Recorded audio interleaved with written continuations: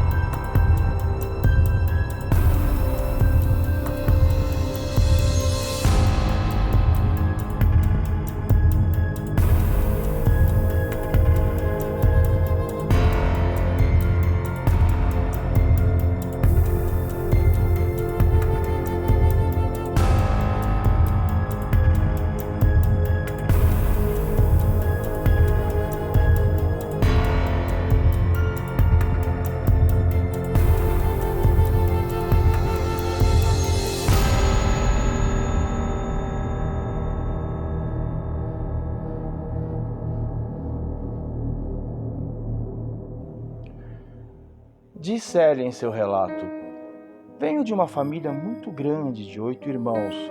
Apesar de sermos pobres, nunca nos faltou nada. Mas desde que me entendo por gente, vivia em uma casa lotada de pessoas, de forma que nunca havia privacidade para nada. Não se podia ouvir música, pois sempre tinha alguém dormindo, ou que não gostava do estilo. Se fosse preciso ir ao banheiro, sempre tinha uma fila de pelo menos 2 pessoas. E quando você conseguisse usá-lo, já tinha alguém batendo na porta te apressando para sair logo.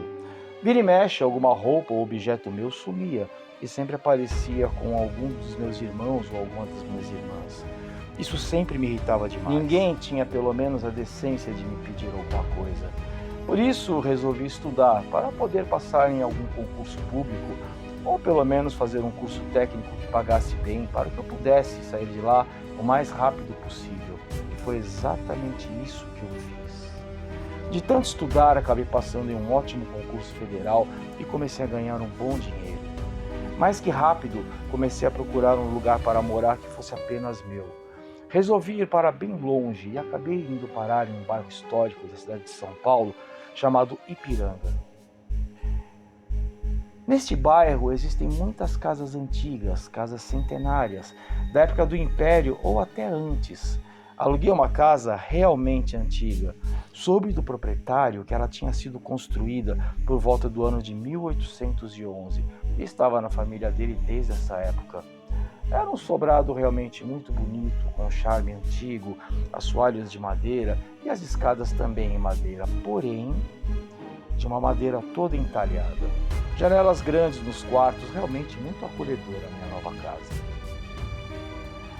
Quando saí pela primeira vez para comprar algumas coisas no mercado, notei que os vizinhos todos me olhavam com um estranho ar de espanto. Não entendia por quê. Um dia andando pela rua, uma das vizinhas que morava no bairro veio falar comigo, dar boas-vindas e coisas assim. Entre um assunto e outro, ela me perguntou em qual casa que eu iria morar. Quando eu mostrei para ela, a expressão dela mudou imediatamente para um misto de espanto e horror. Disse ela: mas é nessa casa que você vai morar? Eu disse que sim e perguntei por que o espanto. Ela desconversou e acabou não dizendo porquê, já indo embora. Mas antes de ir, disse algo que me deixou intrigada. Ela disse: que Deus te proteja, e saiu rápido. Andei perguntando para várias pessoas do bairro e todas ficavam horrorizadas e não diziam nada, assim que sabiam que era naquela casa que eu ia morar.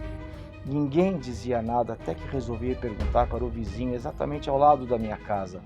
Era um senhor bem idoso já, morador do bairro já há muito tempo. Então ele me disse: você tem muita coragem de morar nessa casa aí, moça. Perguntei por quê e ele me disse que lá ninguém mora por muito tempo. Ele me disse que isso é coisa bem antiga. Disse que, mesmo com a casa vazia, coisas estranhas aconteciam por lá, e como ele morava na casa ao lado, ele sempre ouvia e via estas coisas. Disse ele que, mesmo sem ninguém morando lá, ele ouvia gritos, coisas quebrando, passos, risadas e coisas assim. Certa noite, mesmo com a casa vazia, ele viu um homem muito estranho tentando entrar na casa. Ele era estranho, pois usava roupas muito fora de época. Ele usava um chapéu antigo com um casaco longo e bengala, como eram usados antigamente. Ele ficou olhando o homem da janela da casa dele, enquanto o homem tentava abrir a porta com uma certa dificuldade. Foi quando o homem parou repentinamente e lentamente foi virando o pescoço até olhar diretamente para o velho senhor. Até então, nada demais. Não fosse pelo fato de que este homem não tinha rosto. Era como se o rosto dele fosse apenas pele, sem olhos, nariz, boca, essas coisas. O velho ficou em choque, mas não tanto quando a pele do homem, na parte onde seria a boca, começou a se rasgar, mostrando um sorriso com dentes grandes e pontiagudos. Nesse momento, o velho fechou a janela e imediatamente ficou dentro do quarto dele apavorado. Mas, devido à estranheza da situação, ele criou coragem e abriu a janela para olhar mais uma vez. Eu nunca deveria ter feito isso, disse-me ele, porque agora o tal homem já não estava mais na porta da casa ao lado, e sim bem embaixo da janela do velho, olhando diretamente para ele com aquele sorriso medonho. Depois disso, o velho disse que poderia acontecer o que fosse na casa ao lado, que ele não abriria a janela por nada nesse mundo. Não liguei para a história do velho, pois eu nunca acreditei nessas histórias. Sempre fui cética, para mim nada disso existia, e quem acreditava em tais coisas não passavam de pessoas ignorantes e crédulas.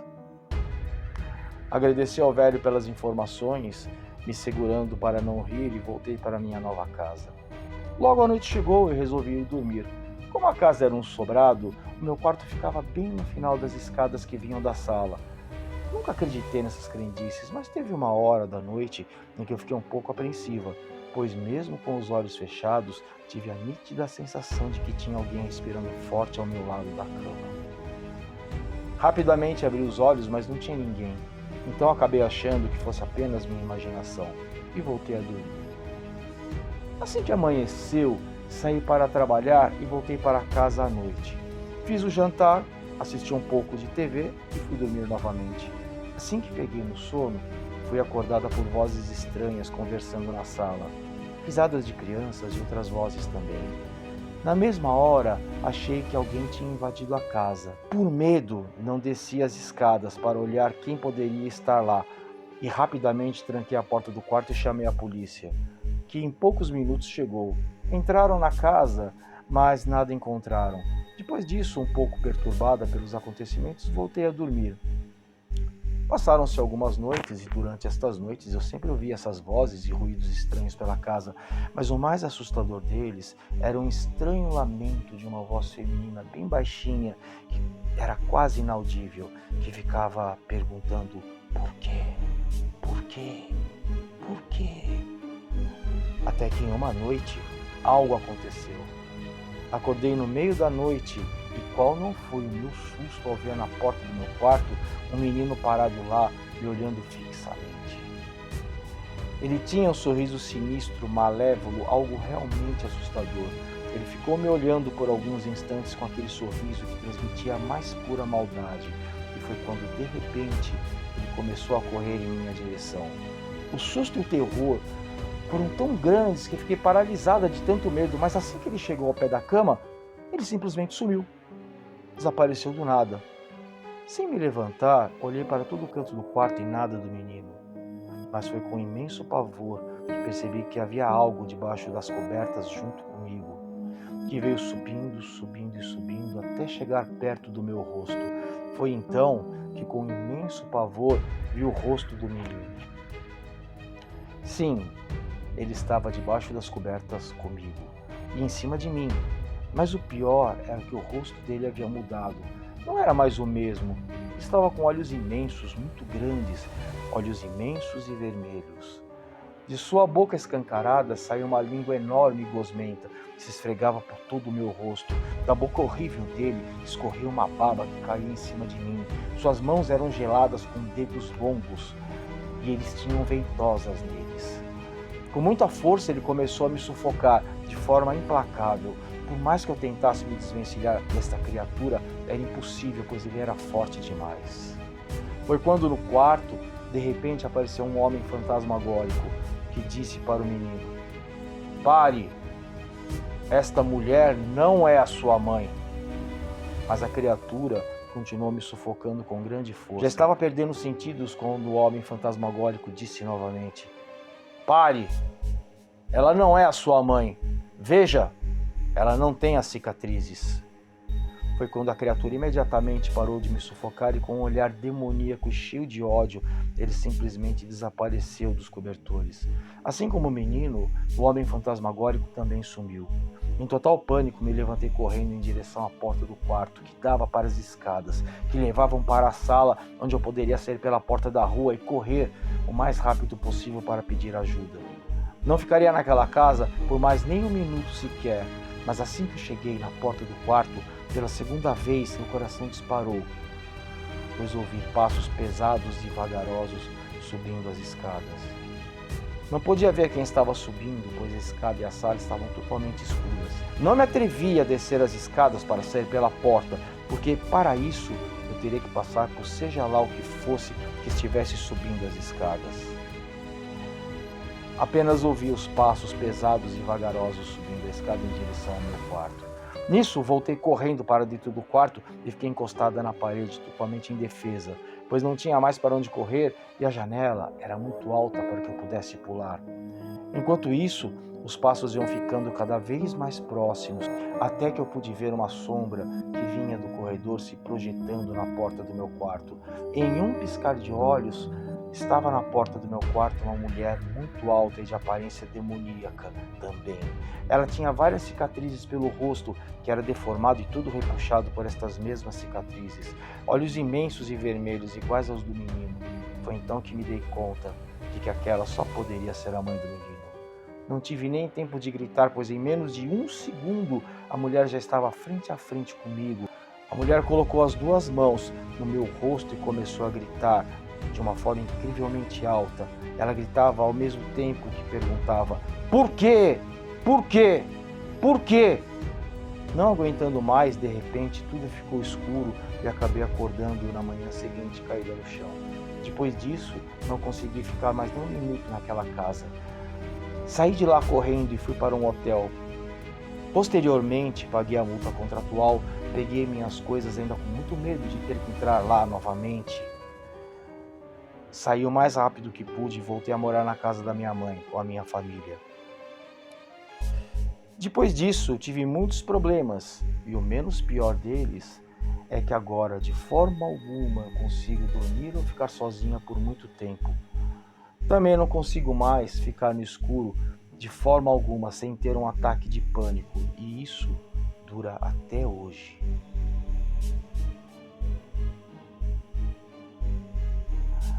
Célia, de uma forma, digamos, não muito agradável, acabou aprendendo que não é tão bom assim ficar sozinha como ela pensava.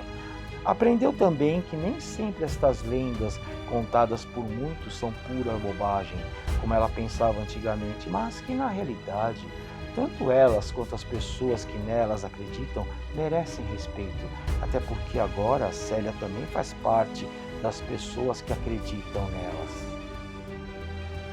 Irônico, né? Por um grande azar, Célia resolveu ir morar em uma casa muito antiga e que carregava muitas histórias, além, é claro, dos estranhos moradores que lá se escondiam na escuridão.